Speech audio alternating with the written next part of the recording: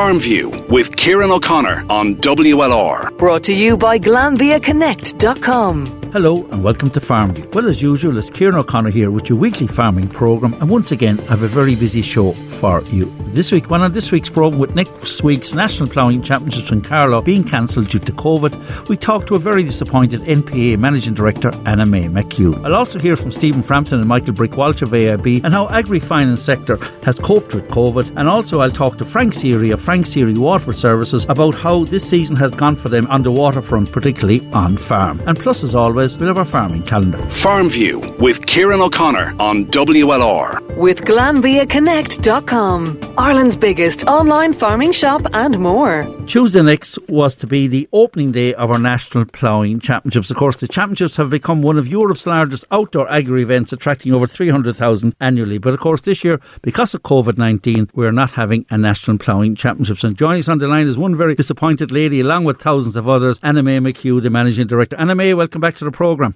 Thank you very much, Kieran, for having us on your programme. Anna May, normally this time of the year I have you on for a good number, over 20, almost 30 years, previewing the big event. It must be very eerie up in the MPA headquarters, looking ahead, which should normally be a hive of activity. Well, absolutely. At this time of the year now, we'll be almost packing our bags to go to the national event with everything, for the headquarters, and everyone would be looking forward to it, like young and old, urban and rural people. And there's great disappointment this year because it cannot go ahead in its normal fashion. Right. Anna May, last March when COVID broke, obviously people didn't know how long it would last, what would happen. For a long while you were hoping that come September things might be different. Absolutely, Kieran. We were hoping insofar as that we had sent out applications to many exhibitors, and they were all supporting the event, looking forward to being, as some exhibitors expressed, a good kickstart back to business. But that was not to happen, because in May then there was a decision made, a conscious decision made, that we would cancel the exhibition end of the event. We did that and returned and went back to all the exhibitors that had already booked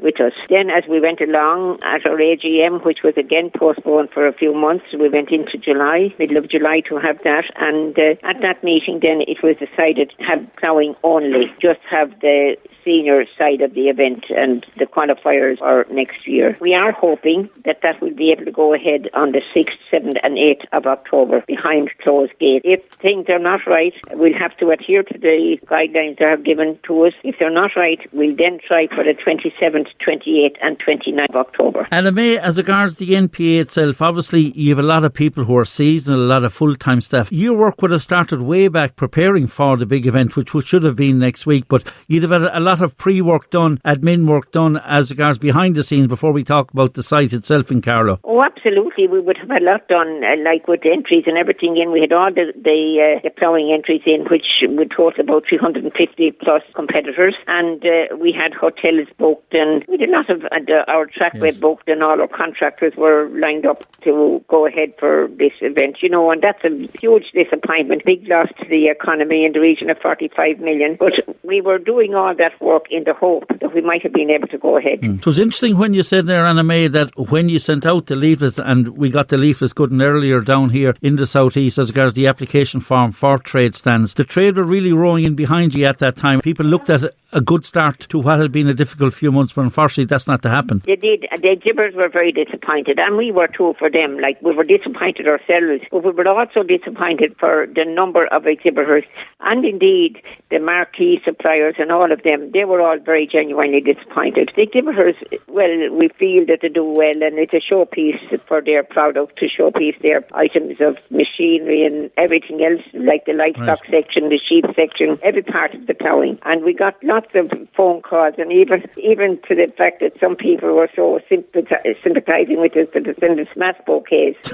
because they realised that we had done a lot, and we work very well together. There's a good relationship between the exhibitors and the National Ploughing and all the rural organisations as well. Generally, there was very, very big disappointment over the event not being able to go ahead. And in the interest of safety and health and safety, safety above all, we could not dare to go ahead. That was a no-brainer, really. It was a no-brainer. Oh, absolutely. And so many other shows cancelled as well. Of course. And people mightn't realise you've over 1,000 trade stands. You've acres of exhibition space. As regards the site itself, we were heading back to Carlow once again, which was such a great site last year. Had much of the preparatory work gone ahead, and was there a lot of infrastructure in place since last year? Well, not so much there was preparatory work really carried out, that people left their land available to us, both car parks and the actual chief site owners as well.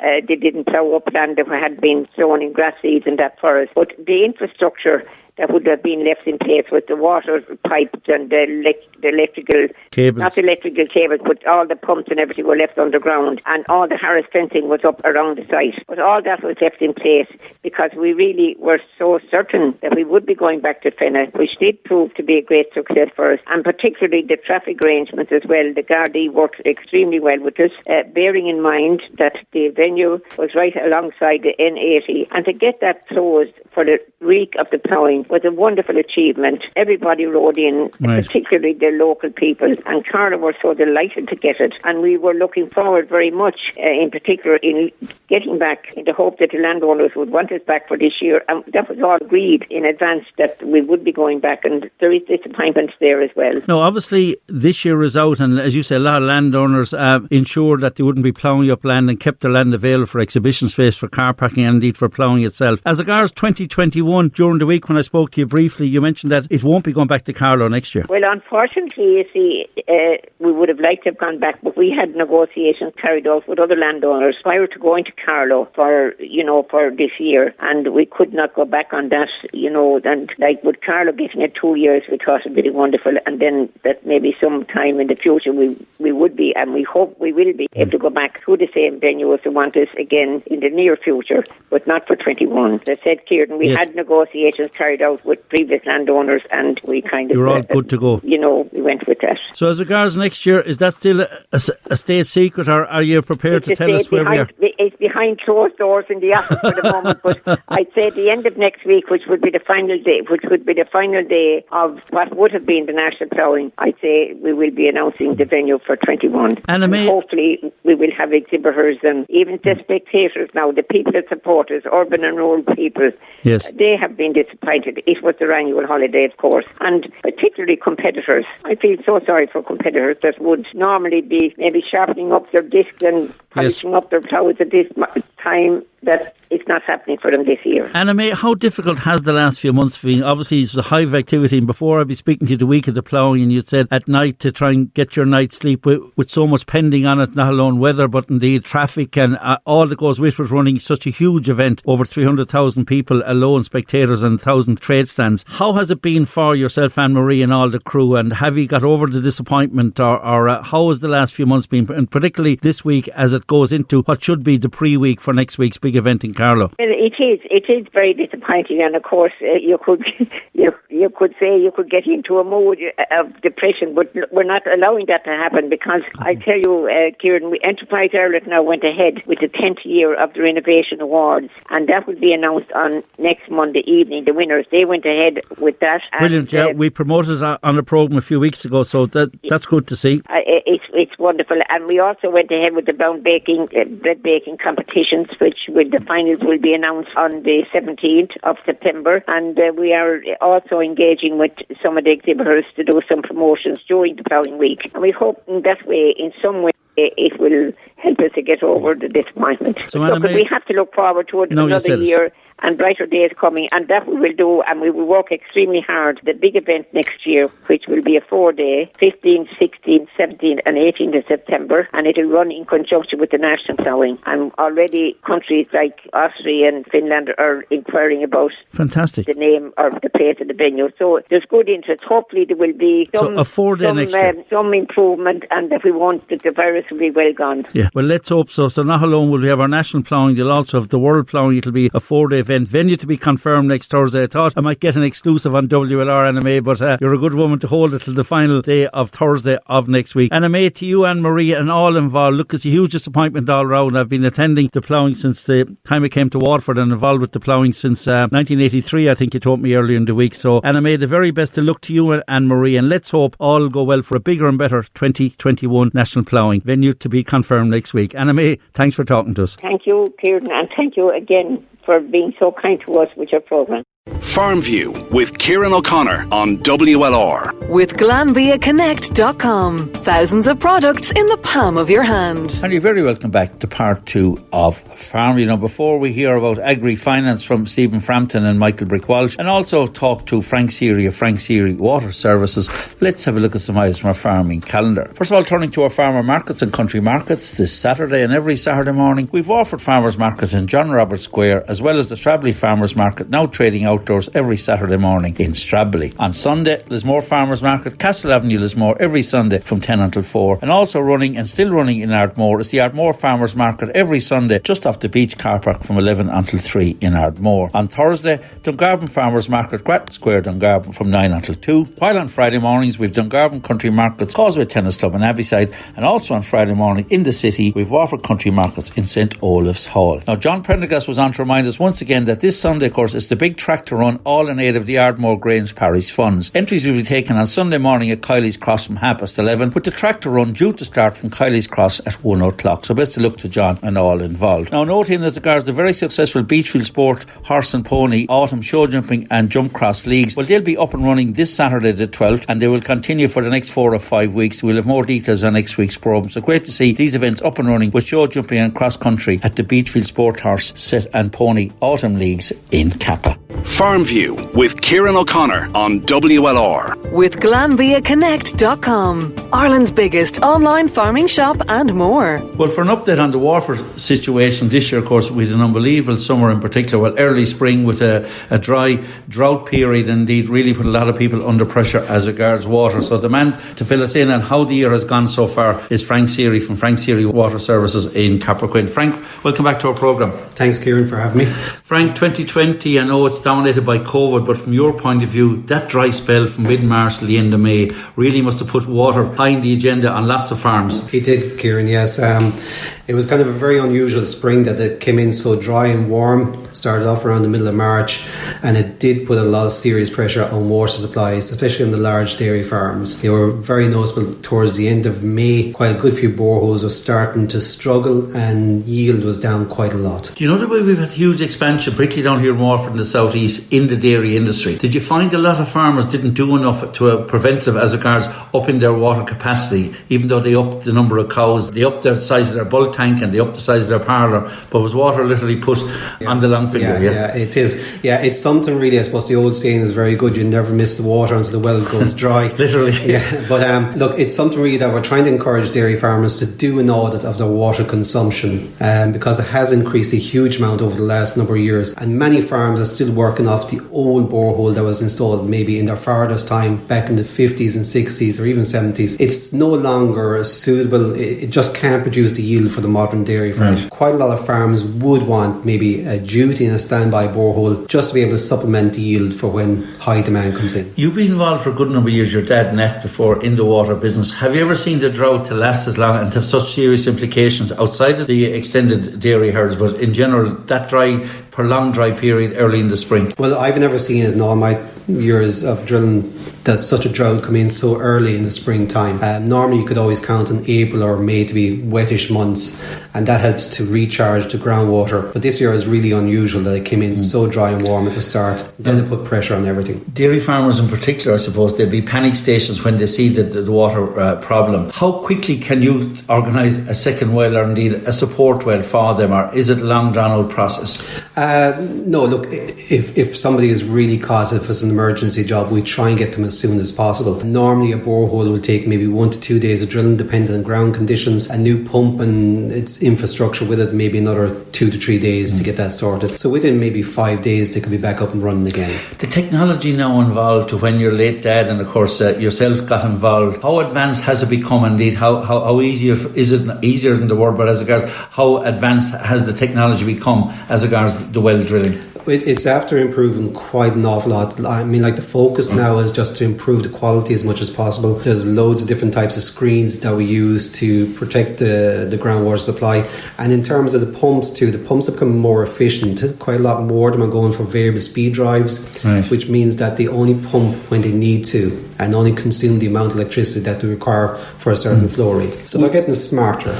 As regards the customer base you have, obviously dairying, and we've mentioned several times, but But outside of dairying, what other farming enterprises, and do you have a lot of private dwellings as well looking for your services? We do quite a good few of the private wells. I suppose some people might have water that's coming shared from a neighbour or coming from a gravity feed, and they're really no longer useful anymore. You know, you have to move on to have your own supply. There are quite a lot of grants that are there at the moment from the local authority. They're giving funding up to maybe €5,000 for your own borehole on your own site. There's conditions and attached that. The main one is your house has to be over 7 years So old. for information on that, obviously contact us or the local authority. Yeah, we can.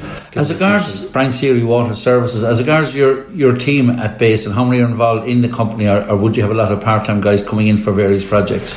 Normally there's 7 of us employed. We have a team of guys out on the road doing repairs and servicing of pumps and water treatment. We've somebody at base there where we have a store, and he'll take all the calls, and then we have other guys on the drilling rig and myself on sales. And then you have the real boss. And then the real boss, Claire. Claire keeping the show on the road. Frank, finally, you got involved in this business. It was literally bred into you. You enjoy what you do. It's a tough gig, but it's something you really we enjoy this. Like anybody trying to run a small business, it's tough at the moment. You know, you just have to keep going, keep the head down. We know no better, and we enjoy it. Well, Frank, once again, congrats. Well done, and definitely well done on handling such a difficult early spring and the drought we had during the summer. And I know they say it's an ill wind, doesn't blow somebody good. You've been hectically busy. Good to talk to you, and best of luck with Frank Seery Water Services. Thanks, Kieran. Much appreciated. Well, over the past few weeks and months, we've been discussing how COVID has affected the various industries. But one area, of course, that really hasn't been affected as badly as others is the whole agri farming sector. So earlier in the week, I got a chance to talk to 2 people very much involved in the front line of the Agri Finance and Leasing. It was the AIB pair of Stephen Frampton and Michael Walsh. First of all, Stephen, as I said in the intro, of all the sectors, probably the farming one sector that hasn't been as badly affected. Absolutely not, Kieran. We've been ploughing on the whole way through the summer. Pardon the pun, but we've been really, really busy with all our farming clients, and it's testament to their expertise in their own business that they've run it so well. They've taken all the precautions, they've managed their business very well, and in AIB in general, we're very proud to be involved with the agri business. When you see what happens on farm, and you go on farm yourself and Michael to see it firsthand, what has happened, the transformation on farms, and how technical, how the advancement of the farm management has become, how scientific? Yeah, it's look, you sit into a tractor now and it's like an airplane cockpit. Like, the technology is incredible, and farmers would be seen to be very traditional and old fashioned, but they're very much, they've embraced technology and anything to improve their efficiencies and the business in general, and you can see it, their professionalism and the way they've managed their business. Like, they haven't been badly affected by COVID this year, and they continue to grow and do better and better. You work, of course, in the east of the county and the Wexford and South Kilkenny area. The feeling on the farm, how do you feel the year of farming as we go into the autumn this year in general? Yeah, they're very hard working men and women, and in essence they've coped with the summer. The summer hasn't been a great finish to the summer, really, but they cope well and they'll recover and look forward to next year again. Now, Michael Walsh, of course, you covered the West Waterford and parts of East Cork. The farm machinery, as Stephen said, the advancement there, but they're not afraid to invest and progress their actual machinery and indeed their whole infrastructure on farm. Yeah, look, the transformation over the last couple of years is massive. I suppose they've you can see it on the farms now. A farm is run like a business now. You're no longer going out to meet a farmer. You're going out in a lot of cases to meet a company or a farm manager or a person. They're running it like a business, and they're interested in the bottom line, and everything is a lot more technical. You can see it in the milking parlours or the slatted units or the tillage machinery and all that around the place. They're running it really well, and everything is to the letter of the law in terms of protocols. And you see, look, the red tape from a farmer perspective, that's there from departments and things like that, they have to follow it, and their paperwork is top class nowadays. Now, how have you found this year as regards new machinery, or guys upgrading or looking for a second-hand machinery, not alone tractors, but we've slurry spreaders, which is a big interest with the new shoe trail and whatever? Well, look, I suppose in terms of our business, and obviously there's a backdrop in the country in terms of COVID, but over the last number of months in our business, we've seen we're actually in July and August in particular, we're up on the business that we've done in 2019. So and now look, Agri is a large proportion of our business, and during these last couple of months it has even went up in percentages because of the amount of work that's still going on, and they haven't been overly affected by COVID, and it's business as usual for them. Now, as regards, you mentioned earlier before we came on air about the whole area, we're coming into the back end of the year and farmers are putting their accounts together, and tax as well. There's also finance available as regards who people talk to their accountants about their tax liabilities. Yeah, look, a big part of our business is obviously the asset finance, your agri machinery and things like that, but we also have another product that mightn't be that familiar to customers. We finance their tax bills out over 10 or 11 months, which is great for cash flow, particularly coming into a time of year where a customer may be paying the agri contractor, maybe paying the feed bills or the Glambias or those. They obviously have. So a guy getting his preliminary tax bill, you can help them spread that out over the following year. We can give them a loan over, I suppose, pay their tax up front, and they can pay back to ourselves over 10 or 11 months. It's to keep up to date with revenue, because I suppose from a customer point of view, if you're late with revenue or things like that, you have big penalties or fines. So we give a very competitive price on a loan over 10 or 11 months, and they can spread it out. So overall, and as you mentioned there, it's good to hear that 2020 has been very comparable and even ahead of 2019, which is good to hear. Look, in fairness, focusing on agri, like it has been, it's a massive part of our business, but farmers, look, they'll always drive forward and keep progressing. They need to invest in machinery. They can't afford to have I suppose equipment or machinery that's given trouble, and everything is advancing too, you see, in terms of GPS systems on sprayers, on manure spreaders, things like that. And obviously the trail and shoe, as you've spoken about, I suppose a lot of people are investing in that. Now, that is one asset that can't be done through ourselves. It has to be done on a loan. If they're getting a grant for it,